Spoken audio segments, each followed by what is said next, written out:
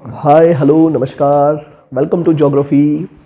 आप सभी लगातार मानव भूगोल से और मुझसे जुड़े हुए हैं, इसके लिए सबसे पहले आपको थैंक यू। मेरा ये प्रयास रहेगा कि मैं आपका मोटा मोटी कॉन्सेप्ट क्लियर कर दूं ताकि आप किसी भी परीक्षा के लिए भूगोल के अंदर कम से कम न अटके और कोई भी ऐसी चीज़ आपके पास नहीं रहे कि ये चीज़ मुझे समझ नहीं आई। ठीक है, याद करना और नहीं करना ये बात की बात है कि आप कितना याद कर पाते हैं और कितना याद रख पाते हैं। दोनों की दोनों चीज़ें तो आप पे निर्भर करती है। मेरा एक काम है कि मैं आपको हर एक चीज़ को समझाऊं, कॉन्सेप्चुअल क्लियरिटी आपके दिमाग में बनाऊं। मेरा प्रयास रहेगा, हम लोग इसी तरह से जुड़े रहेंगे। हम लोगों ने इससे पहले वाले वीडियो में, इससे पूर्ववर्ती वीडियो में हमने देखा था कि प्रजातियों का जो वर्गीकरण था, जिसमें काकेशाइड, मंगोलाइड और निग्रोइड को हमने बहुत अच्छे से हम लोगों ने कैटेगराइज किया उनके लक्षणों के आधार पर। ये तो हमने कर लिया, जैसे बालों के आधार पर, त्वचा के रंग के आधार पर, शरीर की बनावट के आधार पर, रक्त के आधार पर, ये सारी की सारी चीज़ें तो हमने कर ली। जानना ज़रूरी है कि हम लोगों ने ये वर्गीकरण क्यों लिए हैं और इन वर्गीकरणों की क्या विशेषता है।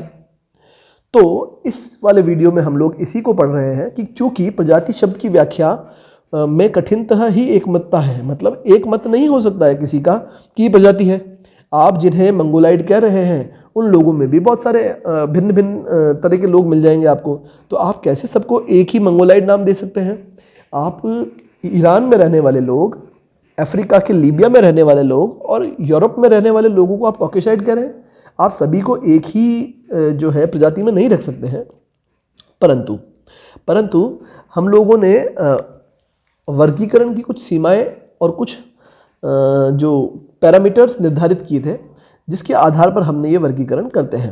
तो बेसिकली अगर हम लोग चाहें कि वे प्रमुख लक्षण जिनके आधार पर हम लोग प्रजातियों की पहचान और वर्गीकरण कर सकते हैं, उनमें त्वचा का रंग, कद, मस्तिष्क, चेहरा, नाक, आँख का आकार, आँखों का रंग, बालों की बनावट और रक्त समूह आदि हैं। इनमें से जब भी आप कोई जैसे बीए सेकेंड ईयर की परीक्षा देंगे या एमए की परीक्षा देंगे तो उनमें ये प्रश्न आ सकता है कि प्रजातियों को वर्गीकरण करने वाले जो लक्षण है या जो प्रमुख आधार है आप उनकी व्याख्या कीजिए।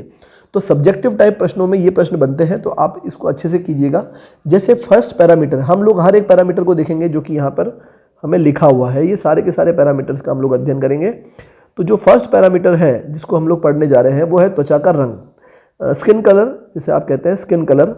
तो सबसे पहले रंग भेद के आधार पर सामान्यतः प्रजातियों को 3 वर्गों में बांटा जा सकता है, वाइट, येलो एंड ब्लैक। मतलब सफ़ेद रंग वाले लोग, पीले रंग वाले लोग और काले रंग वाले लोग। अब आप सोचेंगे कि सर ये पीले रंग वाले लोग क्या होते हैं?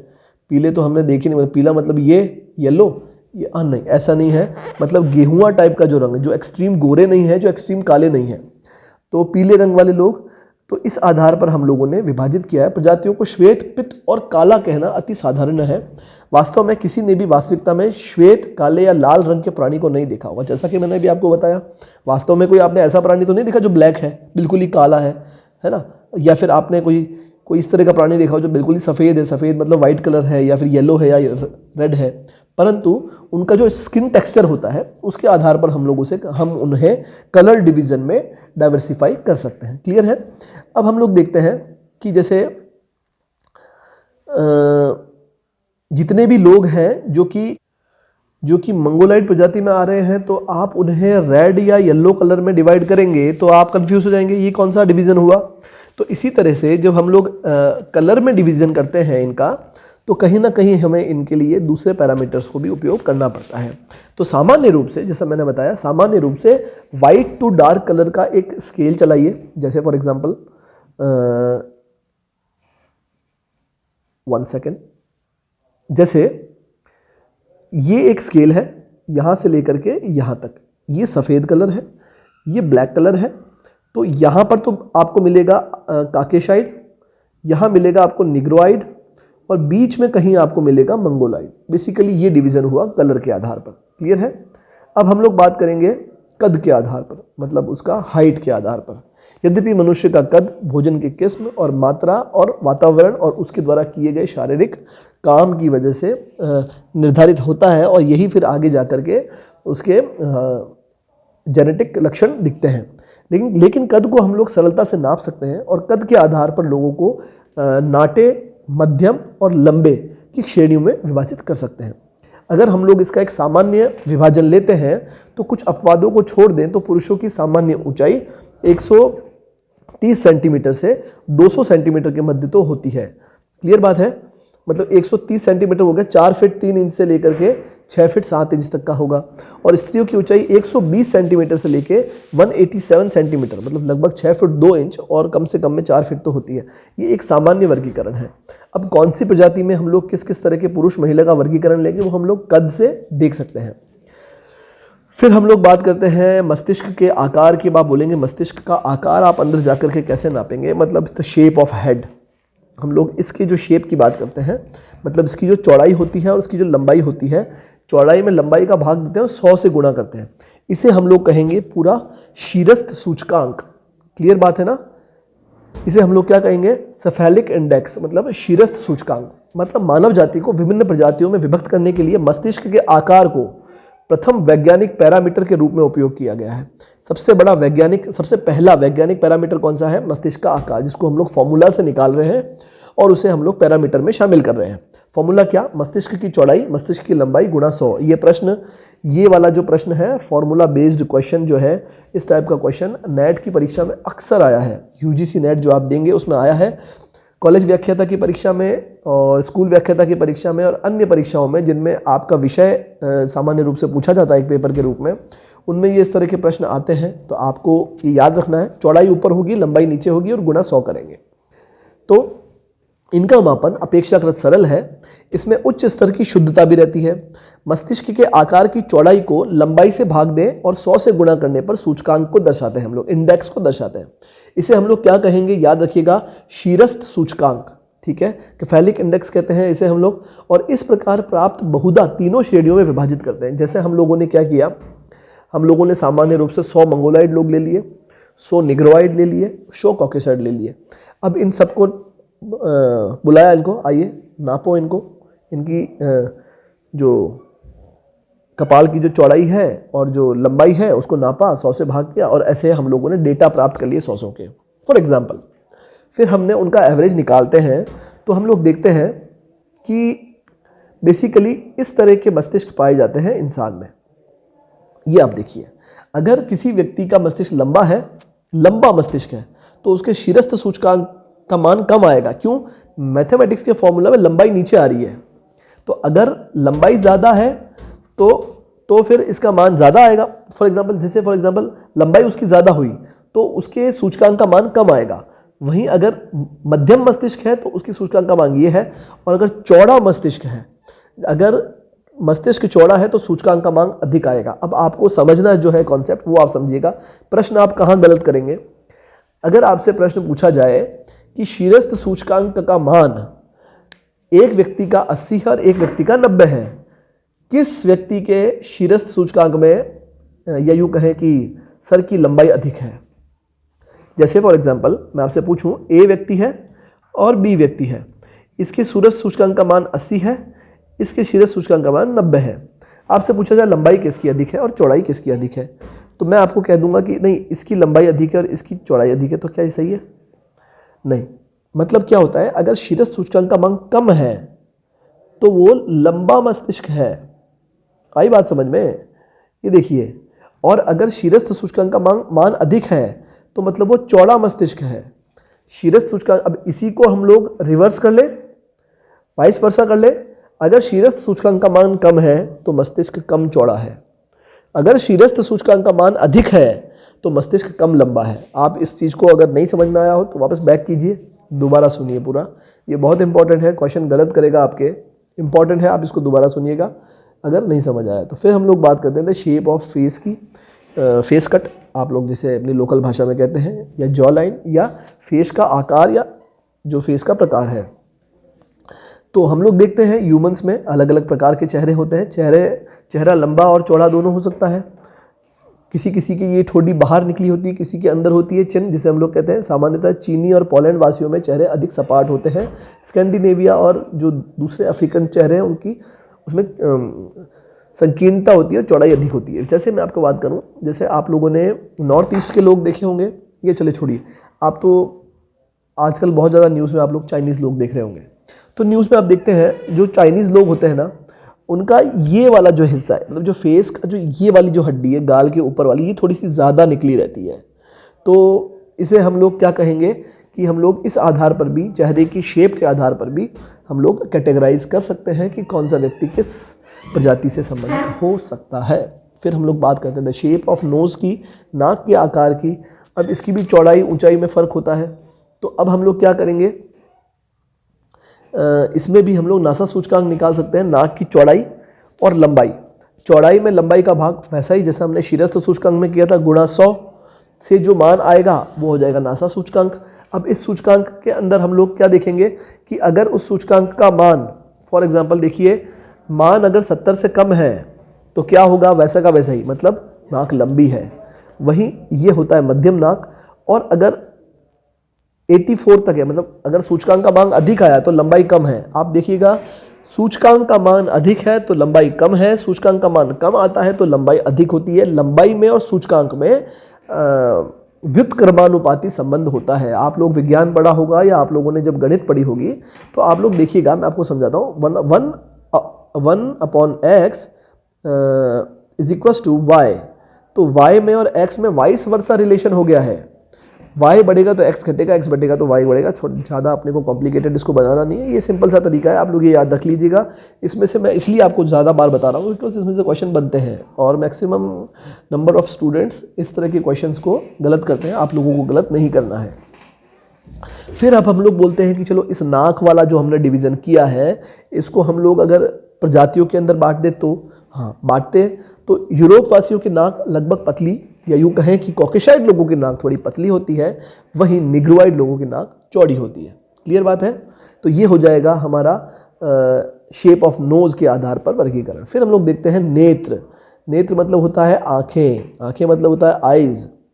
तो इसके अंदर हम लोग देखें तो इसका वर्गीकरण भी हम लोग इसी तरह से करते हैं जैसे हम लोगों ने स्किन का वर्गीकरण किया था, उसके रंग के आधार पर और उसकी हाइट के आधार, मतलब उसके शेप के आधार पर। तो जब हम लोग बात करेंगे कि मंगोलाइड जो लोग हैं, मंगोलाइड लोगों की आपने आंखें देखी है क्या? नहीं देखी होगी ना, देख ही नहीं सकते हो। देखी होगी, बिल्कुल छोटी छोटी सी आंखें होती है, बिल्कुल छोटी सी, जिसके अंदर ये जो हमारे जो आईलेट्स होते हैं, जो पलकें होती है, वो पूरी प्रॉपर नहीं खुलती है। और इनकी आंखों का रंग या तो लाइट ब्राउन से लेकर के डार्क ब्लैक तक हो सकता है। वहीं जब हम लोग निग्रोइड लोग देखते हैं तो उनकी आंखें पूरी खुली हुई होती है और वो ब्लैक होती है। ब्लैक और डार्क ब्राउन टाइप की जो होगी आइस, वो निग्रोइड लोगों की होगी। आप अंग्रेज लोग देखेंगे, कॉकेशाइड लोग देखेंगे, वहाँ पे आपको ब्लू आइस भी मिल जाएगी। ब्लू से लेकर के लाइट ब्राउन तक की आंखें आपको मिल सकती है। मतलब ये भी एक क्राइटेरिया हुआ मतलब प्रजातियों के वर्गीकरण का। फिर हम बात करते हैं हेयर की। बालों पे तो आप लोग सभी विशेष ध्यान देते हैं। तो बालों के अंदर भी हम लोगों ने, जैसे मैंने आपको पहले बताया, बालों के अंदर भी हम लोगों ने 3 वर्गीकरण किए, सीधे, लंबे और पतले, सिल्की हेयर। ये होते हैं मंगोलाइड प्रजाति में। फिर घुंघराले बाल जो बिल्कुल ज़्यादा कर्ली हैं, मतलब जो हाथ पे भी नहीं आ रहे हैं, एकदम ऊनी टाइप के बिल्कुल, वो पाए जाएंगे निग्रोइड में। और फिर हम लोग बात करते हैं कि वेवी हेयर, या यूँ कहें कि जैसे कि हम लोगों ने देखते हैं ना कि बिल्कुल स्ट्रेट भी नहीं है, बिल्कुल कर्ली भी नहीं है, कहीं कहीं से मुड़े हुए, उसे हम लोग बोलते हैं वेवी हेयर। ये आपको अंग्रेजों में देखने को मिलेंगे। ये काकीशाइड प्रजाति की एक विशेषता है। फिर क्या होता है, बालों का भी एक रंग होता है, एक टेक्सचर होता है। किसी के ब्लॉन्ड होते हैं, ब्लॉन्ड मतलब बिल्कुल जैसे कोई अंग्रेज टाइप के लाइट ब्राउन कलर के गोल्डन हेयर। किसी के ब्राउन हेयर होते हैं, किसी के एकदम ब्लैक होते हैं। तो जैसे स्किन का रंग जैसे जैसे डार्क होता जाता है, तो त्वचा का जो रंग जो डार्क होता है वो होता है मेलानिन के कारण। ये एक विज्ञान का प्रश्न है जो आपको यहाँ पर भी सिखा रहा है, याद रखिएगा, मेलानिन। तो मेलानिन जो है उसकी मात्रा बढ़ेगी तो आपके स्किन का रंग डार्क होता जाएगा। अब आप सोचेंगे कि गोरा होने के लिए मेलानिन निकाल लूँ, ऐसा होता नहीं है। वैसे ही बालों का रंग भी आपका मेलानिन की मात्रा और उसके तत्व पर निर्भर करता है। ठीक है, मेलानिन की मात्रा निग्रोइड लोगों में अधिक होती है और कॉकेशाइड लोगों में कम होती है। बीच के अंदर मंगोलाइड लोगों में सामान्य होती है। शारीरिक गठन की बात करें तो उनके लंबाई, चौड़ाई, सीने की लंबाई, उनकी हाइट और उनका जो बॉडी स्ट्रक्चर है वो हम लोग उसकी बात करते हैं। तो बेसिकली जब भी हम लोग बात करेंगे तो जैसे आपने देखे होंगे, हुसैन बोल्ट को देखा है? नहीं देखा है तो सर्च कर लीजिए। हुसैन बोल्ट एक धावक है और कई बार ओलंपिक विनर रहा है। आप उसे देखिए, वो परफेक्ट एग्जाम्पल है निग्रोइड का। निग्रोइड में क्या होगा, गठीला बदन होगा, या तो लंबे होंगे या नाटे होंगे, लंबा भी होगा या नाटा भी हो, उनका जो बॉडी है वो वैसे ही बिल्डअप रहता है, मसल बॉडी जिसे कहते हैं। वहीं जब हम लोग कॉकेशॉइड की बात करते हैं तो वो स्लिम होते हैं और लंबे होते हैं। वहीं हम लोग मंगोलॉइड की बात करेंगे तो वो मध्यम या छोटे हो सकते हैं और उनका जो शरीर होता है वो थोड़ा सा मोटे टाइप का होता है, या यूँ कहें कि गठीला बदन टाइप का होता है। फिर हम लोग बात करेंगे रक्त समूह की। ये मैंने आपको पिछले वाले वीडियो में बता दिया। वैसे कॉकेशॉइड प्रजाति में सामान्य रूप से बी समूह की अपेक्षा एक ही अधिकता पाई जाती है। मंगोलॉइड में बी समूह प्रभावी रहता है और निग्रोइड में दोनों पाए जाते हैं। कॉकेशॉइड में ए, मंगोलॉइड में बी, निग्रोइड में दोनों। सामान्य रूप से ऐसा पाया जाता है, 100% की गारंटी कोई नहीं लेता, ठीक है। चलो अब हम लोग बात करेंगे सबसे इंपॉर्टेंट, सबसे very very very very very important part की, प्रजातियां और उप प्रजातियां। ये मैं आपको नेक्स्ट किसी वीडियो में मैपिंग करा कर भी बताऊंगा, उसमें तो हमें देखना ही है इसको, लेकिन यहाँ पर आपको थोड़ा पता चल जाए कौन सी प्रजातियां हैं जिन्हें हम लोग कॉकेशॉइड में रखते हैं, निग्रोइड में रखते हैं और मंगोलॉइड में रखते हैं। सबसे पहले शुरू करते हैं कॉकेशॉइड की। कॉकेशॉइड जो लोग हैं यूरोपियन अफ्रीकन और एशियन टाइप के लोग हैं। मैंने आपको पहले बता चुका हूँ, फिर भी आपको दोबारा रिवाइज करा रहा हूँ। एशिया का पश्चिमी भाग, यूरोप और अफ्रीका का उत्तरी भाग कॉकेशॉइड प्रजाति के अंदर हम लोग शामिल करते हैं। इसकी अगर उप प्रजातियों की बात करें तो आप देखिए, भूमध्य सागरीय लोग, एनु, Celtic, Nordic, Alpine, Baltic, Nordic, Alpine, और ये सारे के सारे जो लोग हैं, डिनारिक, आर्मेनियाई, ये सारे के सारे लोग क्या कहलाएंगे, कॉकेशॉइड प्रजाति के लोग। आर्मेनियाई, डिनारिक पर्वतमाला देखिए, डिनारिक एल्प्स और वो वाला। आर्मेनिया एक देश है, कहाँ है, कमेंट सेक्शन में बताइएगा। आर्मेनिया इसलिए मैंने पूछा आपसे बिकॉज अभी रिसेंटली न्यूज़ में रहा है आर्मेनिया अज़रबैजान। तो आर्मेनिया किस महाद्वीप में पड़ता है, इसका कॉन्फ्लिक्ट जिस देश से है उसका नाम तो मैंने आपको खैर बता ही दिया, अज़रबैजान। तो आप लोग मुझे बताइएगा कौन से महाद्वीप में पड़ता है और किस और पड़ता है, ईस्ट, वेस्ट, नॉर्थ, साउथ। तो ये वो सारी की सारी एरिया हैं जहाँ के लोग हम कॉकेशॉइड रूप में सामान्य रूप से कह सकते हैं। निग्रोइड वाले जो एरिया हैं लगभग अफ्रीका, एशिया और प्रशांत महासागरीय जो द्वीप हैं, पोलिनेशिया, माइक्रोनेशिया, मेलानेशिया, जो सारे के सारे जो साउथ ईस्टर्न एशियन जो आइलैंड्स हैं, एशियन, ऑस्ट्रेलियन, वहाँ पर जो पाए जाते हैं, ये सारे के सारे जो लोग निग्रोइड पाए जाएंगे। अब इसके अंदर हम लोग किस किस को शामिल करते हैं, जैसे अफ्रीकन निग्रो, ठीक है, फिर हम लोग नेग्रीटो, नेलेटिक नेग्रो, मेलानेशियन, पपुएन, बुशमैन, हंटनटोट, ये सारे के सारी प्रजातियां या उप प्रजातियां हैं, ये जातियां हैं या जनजातियां हैं जिन्हें हम लोग निग्रोइड में रखेंगे। क्लियर बात है। फिर हम लोग बात करते हैं मंगोलॉइड की। मंगोलॉइड जो है सामान्य रूप से एशिया, प्रशांत महासागरीय द्वीप तथा दक्षिणी अमेरिका में पाए जाते हैं। दक्षिणी अमेरिका, उत्तरी अमेरिका की जो मूल जनजातियां हैं वो, फिर आर्कटिक एरिया के आसपास जितनी भी जनजाति रहती है वो, उसके अलावा हमारा पूर्वी एशिया पूरा, जिसमें चीन, जापान, ताइवान, या यूँ कहें दक्षिणी पूर्वी एशिया के द्वीप जो कि प्रशांत महासागरीय द्वीप भी कहलाते हैं, वो ये सारे के सारी एरिया के अंदर जो पाए जाएंगे वो मंगोलॉइड पाए जाएंगे। इसका अगर हम लोग सब डिवीज़न करें तो क्लासिक मंगोलॉइड और उत्तरी ध्रुवी मंगोलॉइड जिसमें एस्किमो वगैरह, फिर मलया पेनिनसुला के आसपास के क्षेत्र, इंडोनेशियाई मंगोलॉइड, अमेरिकन इंडियंस जिसे हम लोग रेड इंडियंस और ये भी कहते हैं, ये सारे के सारे लोग मंगोलॉइड प्रजाति के अंदर आते हैं। अब हम लोग बात करेंगे, ये जो हमने जो टेबल याद करी है ये आपको रट घोट के पी जानी है, इसको याद कर लीजिएगा। इनमें से क्वेश्चन बैठेगा, ज़रूर बैठेगा, आप लोग इसे साथ साथ तैयार करते चलिए। फिर हम लोग अगर प्रजातियों की बात करेंगे तो कुल मिला के ऐसी किसी भी जाति या प्रजाति का अस्तित्व का प्रमाण हमारे पास उपलब्ध नहीं है जो पूरी तरह से शुद्ध हो। आप किसी को आप कह दें कि ये पूरी तरीके से कंप्लीटली इस प्रजाति का है तो नहीं कहा जा सकता। संक्षेप में हम लोग यही कह सकते हैं कि सभी मनुष्य एक ही जाति के हैं, जिसे हम लोग कहते हैं होमो सेपियंस। जोग्राफिकल जाति जो ये है हमारी, ये बेसिकली हम लोग होमो सेपियंस हैं। अलग अलग क्षेत्रों में अलग अलग प्रकार के लोग स्ट्रक्चर में बदल गए हैं, अलग अलग body structure, face structure, hair structure हो गया है। इनमें कुछ शारीरिक लक्षण अवश्य हमें दिखाई देते हैं, क्योंकि सभी ये एक ही जाति के हैं, अतः सभी में आपस में एक ही प्रकार का प्रजनन होता है और एक ही प्रकार के सामान्य लक्षण पाए जाते हैं। तो जब हम लोग बात करते हैं 1952 में जो यूनेस्को है उसने अपने कथन में प्रजातियों के लिए कहा था कि ऐसी किसी भी जाति का अस्तित्व का प्रमाण उपलब्ध नहीं है जो पूर्ण रूप से विशुद्ध कहा जा सकता है। अस्थि, कंकाल, अवशेष आदिकालीन प्रजातियों की सीमित आधार पर उपलब्ध कराते हैं। और जैसा कि मैंने अभी आपको बता दिया कि चूंकि हम लोग एक ही प्रजाति से हैं जिसे हम लोग होमो सेपियंस कहते हैं, तो कई बार ये प्रजाति का जो वर्गीकरण है इसमें हम लोग देखते हैं कि कोई एक प्रजाति या जो ज़्यादा विकसित हो गई है वहाँ पर भी कॉन्फ्लिक्ट उत्पन्न होता है। तो हमें ऐसा जो डिवीज़न है वो सिर्फ और सिर्फ ये एक जोग्राफिकल डिवीज़न है और इस आधार पर हम लोग इसे बांटते हैं। बाकी ह्यूमन वन जो हमारा ह्यूमन है वो एक प्रकार का है, वो है होमो सेपियंस। तो ये हुआ प्रजाति वाला चैप्टर मेरी तरफ से कंप्लीट।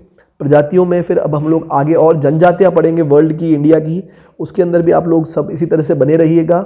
मिलते हैं नेक्स्ट वीडियो में और इसी प्रकार हम लोग मानव भूगोल को इसी क्रम में आगे के वीडियोस के साथ ख़त्म करेंगे।